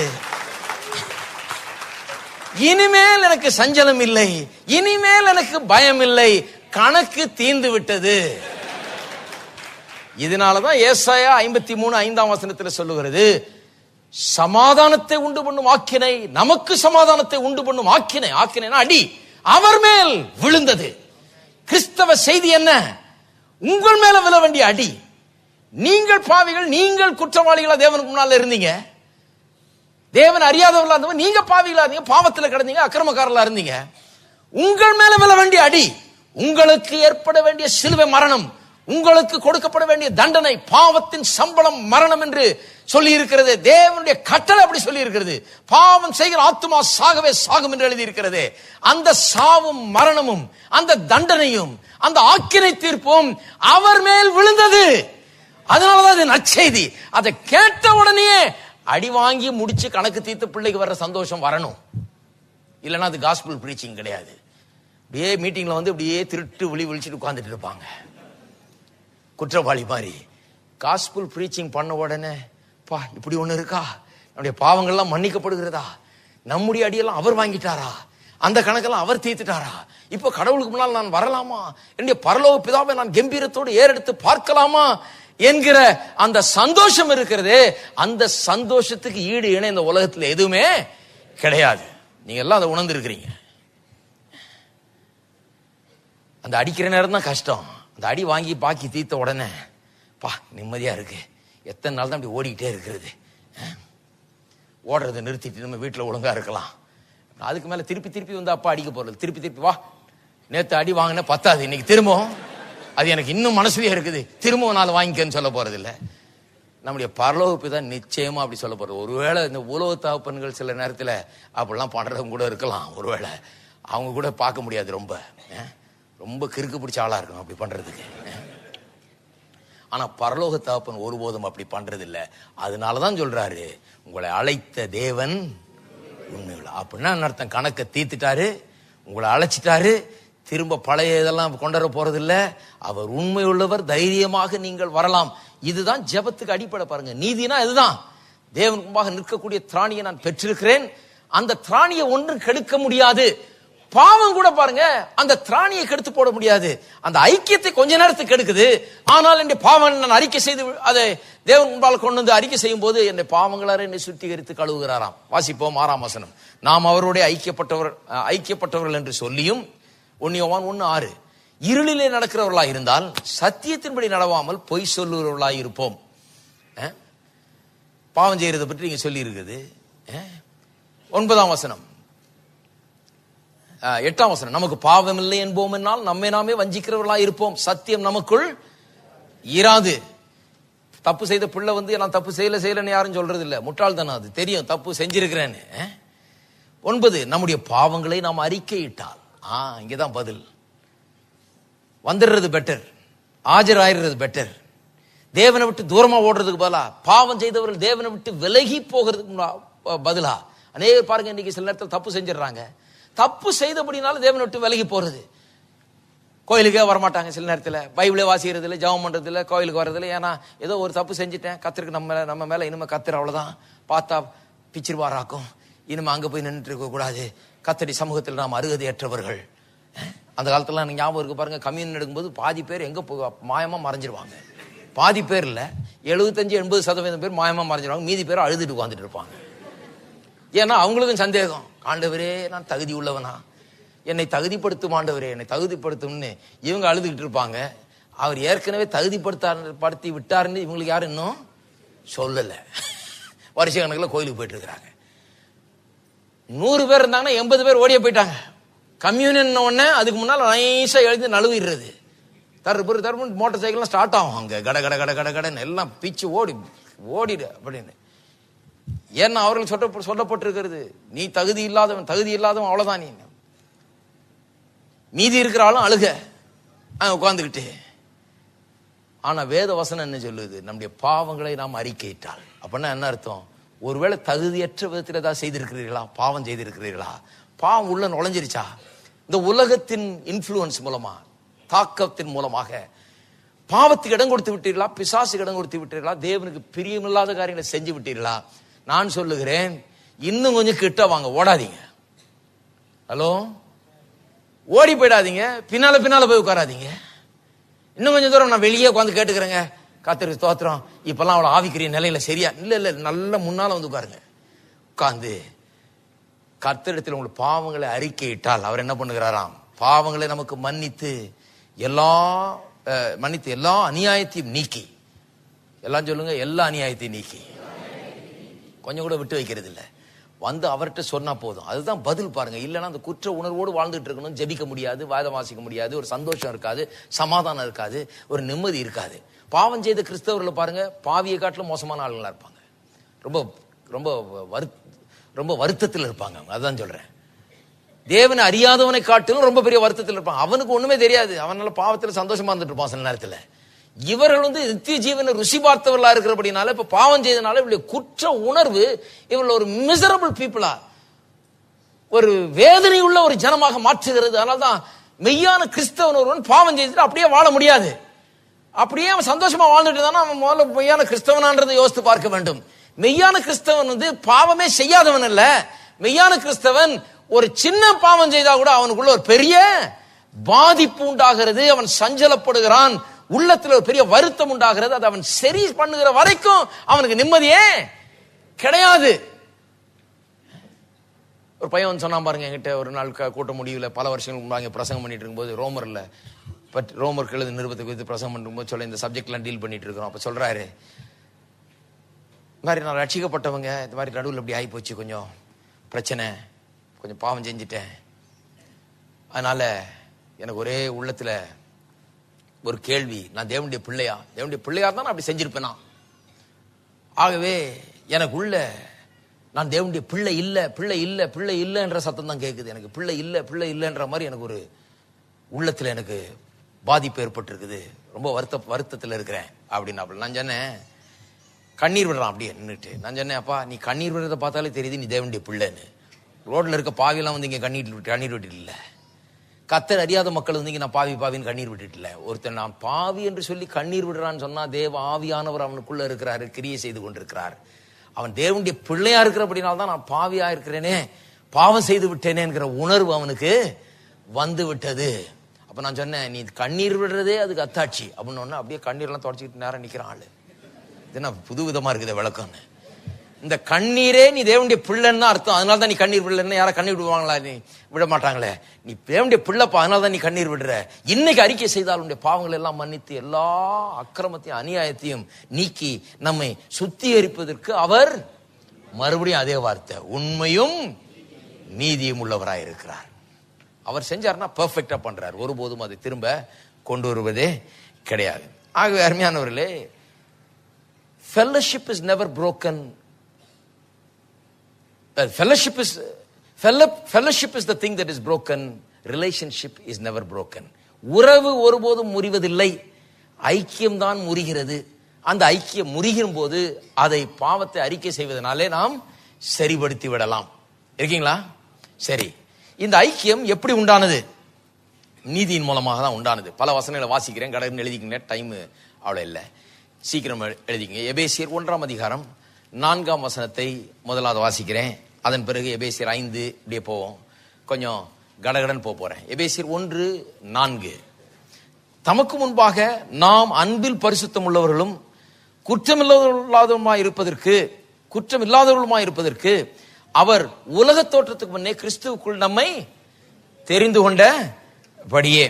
நான் சொல்லுகிறேன், நாம் இன்றைக்கு பரிசுத்தமும் குற்றமில்லாதவர்களுமாய் இருக்கும்படி அவர் நம்மை தெரிந்து கொண்டிருக்கிறார். இன்றைக்கு பரலோகமான பிறகு இல்லை, இன்றைக்கு நாம் குற்றமில்லாதவர்களும் பரிசுத்தம் உள்ளவர்களுமாய் இருக்கும்படியாக தேவன் நம்மை தெரிந்து கொண்டிருக்கிறார். அப்ப இன்றைக்கு நாம் குற்றமில்லாமல் பரிசுத்தமாய் தேவன் முன்பாக நிக்கிறதுக்கு என்னென்ன பண்ணணுமோ அத்தனையும் அவர் செய்கிறார். நான் ஒன்றும் செய்ய முடியாதுங்க. நான் என் பாவத்தை தான் அறிக்கை செய்ய முடியுமோ ஒழிய வேற என்ன செய்ய முடியும்? அவர் எல்லாவற்றையும் செய்கிறார். என்னை குற்றமில்லாமல் பரிசுத்தமாய் நிறுத்துவது அவருடைய வேலை. அவர் அதை நிச்சயமாய் செய்கிறார். எபேசியர் 5ஆம் அதிகாரம் வாசிப்போம், 25 முதல் 27 வசனங்கள். அன்றியும் எபேசியர் 5:25 முதல் 27 வசனங்கள். புருஷர்களே, உங்கள் மனைவிகளில் அன்பு கூறுங்கள், அப்படியே கிறிஸ்துவும் சபையில் அன்பு கூர்ந்து தாம் அதை திருவசனத்தை கொண்டு தண்ணீர் முழுக்கினால் சுத்திகரித்து பரிசுத்தமாக்குவதற்கும் கரைதிரை முதலானவைகள் ஒன்றுமில்லாமல் பரிசுத்தம் பிழையற்றதுமான மகிமையுள்ள சபையாக அதை தமக்கு முன் நிறுத்திக் கொள்வதற்கும் தம்மைத்தாமே அதற்காக ஒப்பு கொடுத்தார். பாருங்க, கர்த்தர் என்ன பண்ணிருக்காரு? தம்மைத்தாமே அதுக்காக நமக்காக ஒப்பு கொடுத்தாராம். எத்தனை பேர் நம்புறீங்க ஒப்பு கொடுத்தாருன்னு? கல்வாரி சிலுவையில ஒப்பு கொடுத்தார். எதுக்கு ஒப்பு கொடுத்தார்? நிறைய கிறிஸ்தவங்க ஐயா நான் பாவி பாவி பாவின்னு சொல்லிட்டு இருக்கிறாங்க. எதுக்கு ஒப்பு கொடுத்தார்? அநேகருக்குள்ள தங்களுடைய பாவம் மன்னிக்கப்பட்டது என்கிற நிச்சயம் இல்லை, தேவன் முன்பாக தைரியமா நிற்க வேண்டும் என்கிற அந்த எண்ணம் கிடையாது. நான் சொல்லுகிறேன், கரைதிரை முதலானவர்கள் ஒன்றும் இல்லாமல் பரிசுத்தமும் பிழையற்றதுமான மகிமையுள்ள சபையாக அதை தமக்கு முன் நிறுத்திக் கொள்வதற்காக தான் தேவன் தம்மை ஒப்பு கொடுத்தார். அப்போ ஒப்பு கொடுத்துட்டு நிறுத்த முடியாம போயிடுச்சா? ஒப்பு கொடுத்துட்டு இன்றைக்கு நிறுத்தி கொண்டிருக்கிறாரா சபையை? இன்றைக்கு சபை அவருக்கு முன்பாக கரைதிரை ஒன்றுமில்லாமல் பரிசுத்தம் பிழையற்றதுமாக மகிமையுள்ள சபையாக அவருக்கு முன்பாக நிற்கிறதா இல்லையா? அவர் ஒப்பு கொடுத்தார் என்று சொன்னா இதை அச்சீவ் பண்றதுக்காக தான் ஒப்பு கொடுத்தார், இதை சாதிக்கிறதுக்காக தான் ஒப்பு கொடுத்தார். எதை சாதிக்கிறதுக்கு? கரைதிரை முதலானவர்கள் ஒன்றுமில்லாமல் பிழையற்ற மாசற்ற மகிமையான சபையா அவருக்கு முன்னாடி நிறுத்துறதுக்காக. அப்போ அவர் ஒப்பு கொடுத்தார். அப்ப சபை அப்படி நிக்குதா இல்லையா? ஹலோ, நிக்குதா இல்லையா? அவர் ஒப்பு கொடுத்தாருன்னு சொல்லிட்டு அப்புறம் நிக்கலன்னு சொல்ல முடியாது. ஏன்னா அவர் ஒப்பு கொடுத்தது வேஸ்ட்னு அர்த்தம். அப்ப வேலை ஆகலன்னு அர்த்தம், அவர் செய்து முடிக்க முடியலன்னு அர்த்தம். வாசிப்போம், கொலோசியர் 1:21. கொலோசியர் 1:21. கொலோசியர் 1:21. முன்னே அந்நியராயும் துர்க்கிரியர்களாலே மனதிலே சத்துருக்களாயும் இருந்த உங்களையும் பரிசுத்தராகவும் குற்றமற்றவர்களாகவும் கண்டிக்கப்படாதவர்களாகவும், வார்த்தைகளை கவனிங்க, பரிசுத்தராகவும் குற்றமற்றவர்களாகவும். முன்ன சத்துருக்களா இருந்தோமா, அப்படியே மாத்திர பாருங்க, பரிசுத்தராகவும் குற்றமற்றவர்களாகவும் கண்டிக்கப்படாதவர்களுமாக தமக்கு முன் நிறுத்தும்படியாக அவருடைய மாம்ச சரீரத்தில் அடைந்த மரணத்தினாலே இப்பொழுது ஒப்புரவாக்கினார். இன்றைக்கு கம்யூனிட்டியில பங்கு எடுத்திருக்கிறோம், கொஞ்சம் யோசித்து பாருங்க. தம்மை ஒப்பு கொடுத்தார். அவர் மாம்ச சரீரத்தில் அடைந்த மரணத்தினாலே நம்மை பரிசுத்தராகவும் குற்றமற்றவர்களாகவும் கண்டிக்கப்படாதவர்களாகவும் தமக்கு முன் நிறுத்தும்படியாக அப்படி பண்ணாராம். அப்ப மரணம் அடைந்து விட்டார், மரணத்தை நிறைவேற்றினார். இது நிறைவேறி இருக்கா இல்லையா? நான் சொல்லுகிறேன், நிறைவேறி இருக்கிறது. அதைத்தான் வேதவசனம் திட்டவட்டமா நமக்கு போதிக்கிறது. எபேசியர் 4ஆம் அதிகாரத்துக்கு திருப்புவோம் மறுபடியும். 23, 24 ஆகிய வசனங்கள். உங்கள் உள்ளத்திலே புதிதான ஆவி உள்ளவர்களாகி மெய்யான நீதியிலும் பரிசுத்தத்திலும் தேவனுடைய சாயலாக சிருஷ்டிக்கப்பட்ட புதிய மனுஷனை தரித்துக் கொள்ளுங்கள். இப்ப புதிய மனுஷன் எப்படி சிருஷ்டிக்கப்பட்டிருக்கிறானா? முன்ன அக்கிரமத்தில் இருந்தோம், பாவிகளா இருந்தோம். புதிய மனுஷன் எப்படி சிருஷ்டிக்கப்பட்டிருக்கிறான்? மெய்யான நீதியிலும் பரிசுத்தத்திலும். அப்ப நான் எப்படி உண்டாக்கப்பட்டிருக்கிறேன்? மெய்யான நீதியிலும் பரிசுத்தத்திலும் உண்டாக்கப்பட்டிருக்கிறேன். இப்போ என்னுடைய நிலை அதுதான். சிருஷ்டித்திருக்கிறார். எப்ப சிருஷ்டித்தார்? சிருஷ்டித்து முடிச்சிட்டாரா இல்லையா? சிருஷ்டித்து விட்டார். நாம் புது சிருஷ்டிகளா இல்லையா? சிருஷ்டிக்கப்பட்ட புதிய மனுஷனை தரித்துக் கொள்ளுங்கள் சொல்லப்பட்டிருக்கிறது. அப்படின்னா என்ன அர்த்தம்? சிருஷ்டிக்கப்பட்ட ஆகிவிட்டது. நான் எப்படிப்பட்டவனா இருக்கிறேன்? நீதியிலும் பரிசுத்தத்திலும் செய்யப்பட்டவனா இருக்கிறேன். அப்படியே நீதியிலும் பரிசுத்தத்திலும் செய்யப்பட்டவனாக இருக்கிறேன். Pure as gold. அப்படி செய்யப்பட்டவனாக இருக்கிறேன் இல்லைங்களா?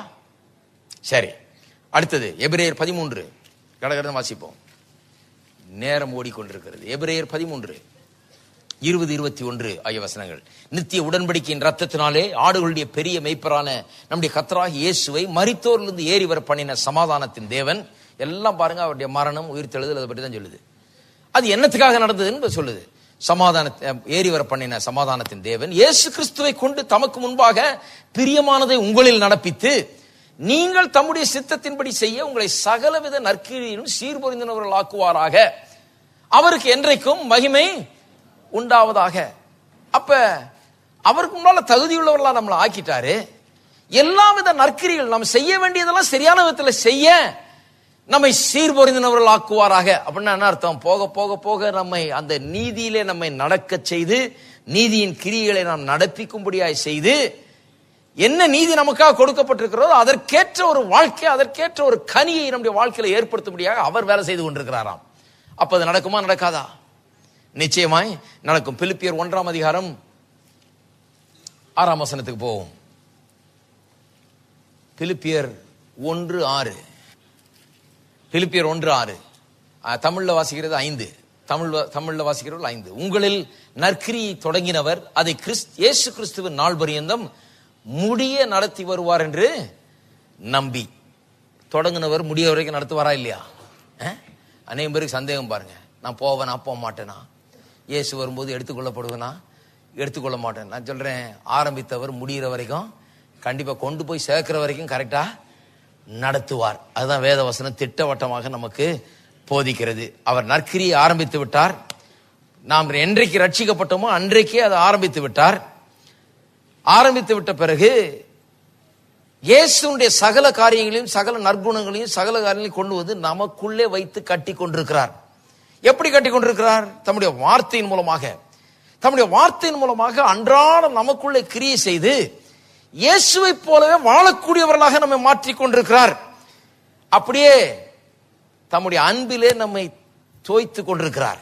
நாம் அப்படியே மாறும்படியாக நிச்சயமா நினைத்ததை அவர் செய்து முடிப்பார். துவங்கினதை அவர் முடிப்பார். பிலிப்பியர் 2:13.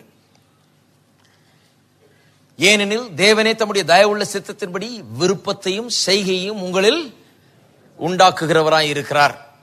பாருங்க, தேவன் அப்படியே அவரை நமக்குள்ள அப்படி ரீப்ரொடியூஸ் பண்ணி கொண்டிருக்கிறார். ஏன் விருப்பத்தையும் செய்கையும் அவர் கொண்டு வர்றாருன்னா, இனிமே செய்வது நாம் அல்ல, இனி நான் அல்ல, கிறிஸ்துவே எனக்குள் ஜீவிக்கிறார் என்று பரிசுத்த பவுல் சொன்னார். பாருங்க, அதனுடைய விளக்கு அதுதான். செய்கையும் விருப்பம் அவர்கிட்ட இருக்கு. அப்ப நான் எங்க இருக்கிறேன்? நான் அவருக்குள்ள இருக்கிறேன். என்னுடைய செய்கை கிடையாது, என்னுடைய விருப்பம் கிடையாது. விருப்பமும் என்னுடையது கிடையாது, செய்கையும் என்னுடையது கிடையாது. இதுதான் கிறிஸ்தவ வாழ்க்கை. பாருங்க, வார்த்தையில நாம் நுழைந்து வார்த்தைக்குள்ள அதிகமா செல்ல செல்ல என்ன ஆகிறது? விருப்பமும் செய்கையும் ரெண்டுமே அவருடையதாகி விடுகிறது. நாம் மறைந்து விடுகிறோம். அவர் நம் மூலமாக வாழ்ந்து கொண்டிருக்கிறார். தான் நீதி. தேவன் முன்பாக நிற்கக்கூடிய திராணி தகுதியை பெற்றிருக்கிறோம். தைரியமாய் எந்த பயம் இல்லாமல் நிற்கக்கூடியவர்களா இருக்கிறோம். அப்படியே வாழும்படியாகவும் நமக்குள்ள விருப்பத்தை செய்யும் அவர் ஏற்படுத்துகிறவராய் இருக்கிறார். இருக்கீங்களா? எபேசியர் 5:1-2. பிள்ளைகளே, உங்கள் பெற்றோருக்கு கர்த்தருக்குள் கீழ்ப்படியுங்கள், இது நியாயம். இருங்க, 5ஆம் அதிகாரம் எபேசியர் 5:1. ஆதலால் நீங்கள் பிரியமான பிள்ளைகளைப் போல தேவனை பின்பற்றுகிறவர்களாகி. ஆங்கிலத்தில் ரொம்ப அருமையா சொல்லப்பட்டிருக்கு, பி இமிட்டேட்டர்ஸ் ஆஃப் காட். தேவனை போலவே அப்படியே அவரை போலவே செய்யுங்க, அவரை போலவே நடந்து கொள்ளுங்க. Imitators of God. தேவனை பின்பற்றுகிறவர்கள் இமிட்டேட் பண்ணுகிறவர்கள். தேவனை இமிட்டேட் பண்றதுனா என்ன? எப்படி தேவனை இமிட்டேட் பண்ணுவீங்க? நீங்க தேவனை போலவே இருங்கன்னா எப்படி இருப்பீங்க? அடுத்த வசனம், கிறிஸ்து நமக்காக தம்மை தேவனுக்கு சுகந்த வாசனையான காணிக்கையாகவும் பலியாகவும் ஒப்பு கொடுத்து நம்மில் அன்பு கூர்ந்தது போல நீங்களும் அன்பிலே. அப்ப நான் சொல்றேன், சுருக்கமா தேவனை போலவே இருப்பது அல்லது தேவனை அப்படியே இமிட்டேட் பண்ணுவது, தேவனை போலவே நடந்து கொள்வதுன்னா, அவர் எப்படி அன்பா இருக்கிறாரோ அது போலவே நாமும் அன்பிலே நடந்து கொள்ள வேண்டும். அதுதான் தேவனை போலவே நாம் இருப்பது என்பதற்குரிய விளக்கமா இருக்கிறது. இதுதான் நீதி. நீதி என்று சொன்னால் என்ன? அவருடைய அந்த சுவாபமே நமக்குள்ள வந்து விட்டது. பாவத்தினால் நிறைந்திருந்தவர்கள், பாவ சுவாபத்தினால் நிறைந்திருந்தவர்கள் இப்பொழுது நீதியின் சுவாபத்தினால் நிறைந்திருக்கிறார்கள். நீதியின் சுவாபத்தின் சாராம்சம் என்ன? அன்பு. அப்ப அன்பிலே நடக்கிறவர்களாய் நாம் இருக்கிறோம். 1 யோவான் 4:17. நியாய தீர்ப்பு நாளிலே நமக்கு தைரியம் உண்டாகத்தக்கதாக அன்பு நம்மிடத்தில் பரிபூர்ணப்படுகிறது. சாதாரண வசனம் கொஞ்சம் நல்லா கவனிக்கணும். நியாய தீர்ப்பு நாளில் நமக்கு தைரியம் உண்டாகத்தக்கதாக. எல்லாரும் சொல்லுங்க, நமக்கு தைரியம் உண்டாகத்தக்கதாக. தைரியம் உண்டாகத்தக்கதாக அன்பு நம்மில் பரிபூர்ணப்படுகிறது. அன்பு நமக்குள்ள வந்து, தேவனுடைய சுவாபம் நமக்குள்ள வந்து அப்படியே நம்ம ஆட்கொள்ளும் போது என்ன உண்டாகிறது? தைரியம் உண்டாகிறது. ஏன்னா நாம் தேவனை போல ஆகிவிடுகிறோம். ஏனென்றால் அவர் இருக்கிற பிரகாரமாக நாமும் இவ்வுலகத்தில். அதான் பாருங்க, அன்பு நமக்குள்ள ஆட்கொள்ள நீதியாக்கப்பட்ட நாம், தேவனுடைய நீதி நமக்கு கொடுக்கப்பட்டிருக்கிறது. தேவனுடைய வார்த்தையின் மூலமாக தேவனுடைய அன்பு நமக்குள்ள வைத்து அப்படி கட்டப்பட நாம் அன்பிலே தோய்க்கப்பட்டு அப்படியே வாழ என்ன ஆகிறது? அவர் இருக்கிற பிரகாரமாக நாம் உலகத்தில் இருக்கிறோம். அப்புறம் 18 சொல்லப்பட்டிருக்கிறது, அன்பிலே பயம் இல்லை. எத்தனை பேர் நினைக்கிறீங்க இது யாரும் விளங்கிறது இல்லை? பாருங்க, சரியா? இதெல்லாம் நீதியை குறித்த காரியங்கள். அன்பிலே பயம் இல்லைன்னு சொன்னா, நீங்க அன்பினால் வாழ்ந்து கொண்டிருக்கிறவர்கள் நீதிமான்கள், தேவனுடைய சுவாபத்தை உடையவர்கள், அன்பினால் ஆட்கொள்ளப்படுகிறவர்கள். அன்பு உங்கள்கிட்ட மேலோங்கி இருக்கும் போது அன்பிலே பயம் இல்லை. அப்படி வாழ்றவங்க தேவன் முன்பாக எவ்வளவு தைரியமா வந்து நிற்க முடியும்? அதுல பயமே கிடையாது. அன்பிலே பயம் இல்லை. பூரண அன்பு பயத்தை புறம்பே தள்ளும். பயமானது வேதனை உள்ளது. பயப்படுகிறவன் அன்பில் பூரணப்பட்டவன் அல்ல. இப்ப சொன்னோம் இல்லையா, பிள்ளை தப்பு செய்து ஓடி போயிடுது, பயந்துகிட்டே இருக்குது. ஏன்? இன்னும் அன்பில பூரணப்படவில்லை. தகப்பனுடைய அந்த எதிர்பார்ப்புகளுக்கு ஏற்றவாறு வாழாத ஒரு பிள்ளை வந்து அறிக்கை செய்யும் போது பாவங்கள் மன்னிக்கப்படுகிறது. பயப்படுகிறவன் அன்பில் பூரணப்பட்டவன் அல்ல. அப்படின்னா என்ன அர்த்தம்? தேவன் முன்பாக வந்து நிற்பதிலே பயம் இருக்கிறவர்கள், எந்நேரம் பயந்து கொண்டே இருப்பவர்கள், பயத்தினால் ஆட்கொள்ளப்படுகிறவர்கள் இன்னும் அன்பிலே பூரணப்படவில்லை என்று அர்த்தமாகிறது. அன்பு அவர்கள் இன்னும் ஆட்கொள்ளவில்லை. நீதிமான்களா இருக்கிறார்கள், ஆனால் தேவனுடைய வார்த்தையின் மூலமாக அன்பு அவர்கள் உள்ளங்களை ஆட்கொண்டு அன்பிலே வாழ ஆரம்பிக்கும் போது தைரியம் பெருக ஆரம்பிக்கிறது. அன்பிலே பயமே இல்லையா? அன்பு பயத்தை புறம்பே தள்ளும் என்று சொல்லப்பட்டிருக்கிறது. கொலோசையர், கடைசியா கொலோசையர் 1:9-10. இது நிமித்தம் நாங்கள் அதை கேட்ட நாள் முதல் உங்களுக்காக இடைவிடாமல் ஜெபம் பண்ணுகிறோம். நீங்கள் எல்லா ஞானத்தோடும் ஆவிக்குரிய விவேகத்தோடும் அவருடைய சித்தத்தை அறிகிற அறிவினாலே நிரப்பப்படவும் சகலவித நற்கிரியிலும் ஆகிய கனிகளை தந்து தேவனை அறிகிற அறிவில் விருத்தி அடைந்து கர்த்தருக்கு பிரியமுண்டாக அவருக்கு பாத்திரராய் நடந்து கொள்ளவும். பாருங்க, பாத்திரரா ஆக்கி இருக்கிறாரு. பாத்திரரா நடந்து கொள்ளவும் நமக்கு அவர் கிருபை செய்கிறார். இருக்கீங்களா? பாத்திரராய் நடந்து கொள்ளவும் அதுக்காக தான் ஜெபம் பண்ணிட்டு இருக்கிறாரு. ஏன்னா கர்த்தருடைய கிரியை அது. நாம் பாத்திரராய் ஏற்படுத்தப்பட்டிருக்கிறோம், பாத்திரராய் ஆக்கப்பட்டிருக்கிறோம், நீதி நமக்கு கொடுக்கப்பட்டிருக்கிறது. பாத்திரராய் நடந்து கொள்ளவும் கர்த்தர் நமக்கு உதவி செய்கிறார். அருமையானவர்களே, நான் கேட்கிறேன், ஜெபம் பண்ணும் போது அவருடைய சமூகத்தை கம்பீரத்தோடு பார்க்கும்படியாக அவர் அவன் மேல் பிரியமாகி அவனுக்கு அவருடைய நீதியை திரும்பி கொடுத்தாருங்கிறது அர்த்தம் விளங்குகிறதா? தேவன் நமக்கு ரட்சிப்பின் மூலமாக மனிதன் பாவத்தின் நிமித்தம் இழந்து போன நீதியை நமக்கு திரும்ப கொடுத்திருக்கிறார். அந்த கொடுத்தது நோக்கம் என்ன? ஜெபத்தில் பெரிய மாற்றம் ஏற்பட வேணும். என்ன மாற்றம்? விண்ணப்பம் பண்ணும்போது அவருடைய சமூகத்தை கம்பீரத்தோடு பார்க்க வேண்டும். தேவன் உங்கள் மேல பிரியமாயிருக்கிறார். உங்கள் ஒவ்வொருவர் மேலும் பிரியமாயிருக்கிறார். தூர போகாதீர்கள், கிட்ட வாருங்கள். குறைகள் இருந்தா கூட தூரம் ஓடிடாதீங்க. குறைகளை அப்பப்ப நிவர்த்தி செய்யுங்கள். பாவங்கள் வரும்போது இன்னும் கிட்ட வாருங்கள், அறிக்கை செய்யுங்கள், சரிப்படுத்திக் கொள்ளுங்கள். அதுக்கு ஒரு தருணமாக வாய்ப்பாக இருக்கட்டும். சபைக்கு வருகிற நேரம் அப்படிப்பட்ட ஒரு நேரமாக இருக்கட்டும். கர்த்தருக்கு அருகாமையில வாருங்கள். கர்த்தரை நெருங்க பயப்பட வேண்டாம்.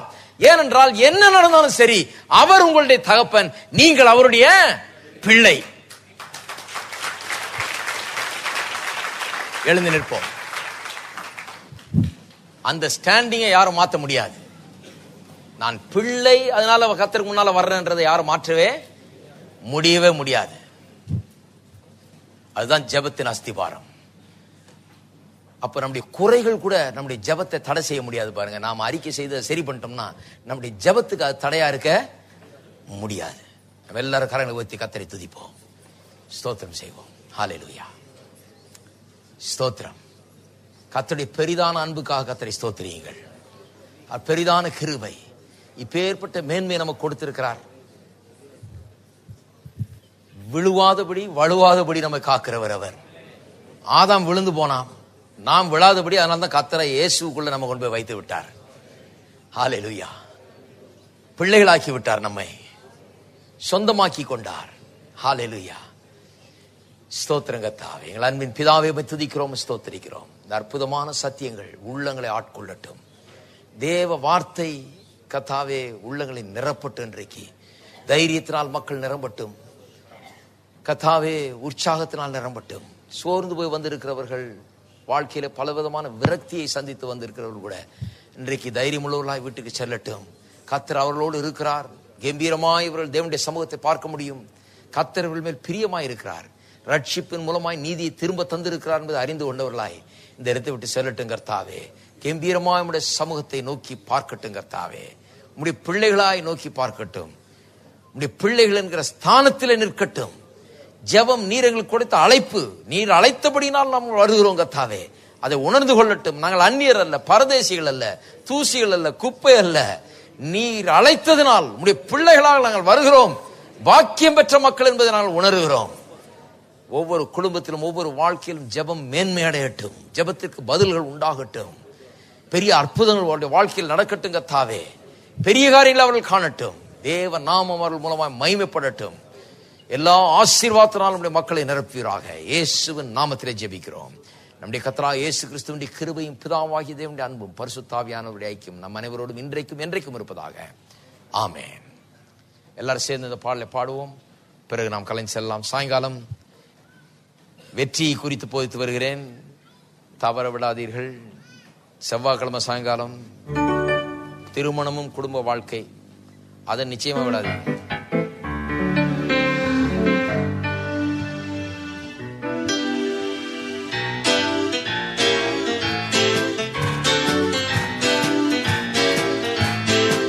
கர்த்தருண்டு எங்கெங்கும் என்ற உணர்வு இன்றெங்கும், உயிர் தேடுதலின் வல்லமை ஆசை வாடுதே இவ்வேளை. இயேசு மகிமை பாடவே, கிறிஸ்து இயேசு மகிமை பாடவே. கர்த்தருடைய ஆசீர்வாதம். கர்த்தருண்டு எங்கெங்கும் என்ற உணர்வு இன்றெங்கும், உயிர் தேடுதலின் வல்லமை ஆசை வாடுவே இவ்வேளை. இயேசு மகிமை பாடவே, கிறிஸ்து இயேசு மகிமை